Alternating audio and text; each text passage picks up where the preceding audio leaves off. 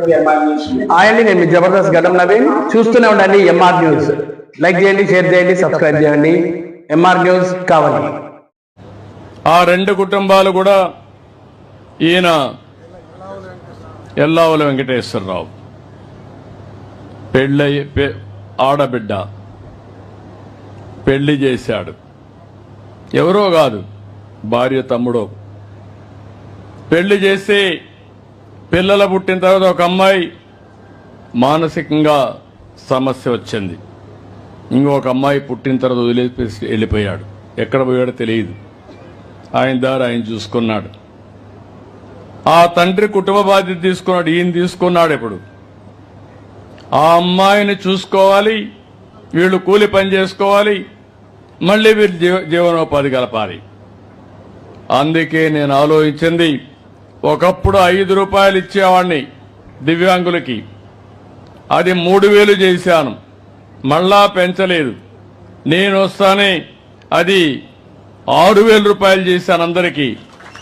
ఇలాంటి పిల్లలకి, మతి స్థిమితం లేని పిల్లలకి, నడవలేని మంచానికే పరిమితమైన వ్యక్తులకి 15,000 రూపాయలు చేశానంటే అది మానవత. ఒకేసారి 5 రెట్లు పెంచాను. ఇప్పుడు ఆ కుటుంబం ఆ డబ్బులతో జీవించే పరిస్థితికి వచ్చారు. ఇవి ఇంకో పక్క మీరు చూస్తే, ఒక పక్క 4,000 ఇచ్చాను, దివ్యాంగులకు 6,000 ఇచ్చాం.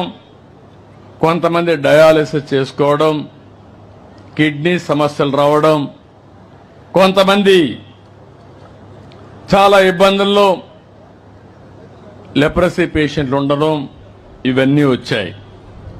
వాళ్ళందరికీ 10,000 రూపాయలు ఇచ్చాను. ఇవన్నీ ఇచ్చి ఈ రాష్ట్రంలో మీరు ఒకసారి చూస్తే దగ్గర దగ్గర 2.5 కుటుంబాలకు ఒక వ్యక్తికి పింఛను ఇస్తున్నాం.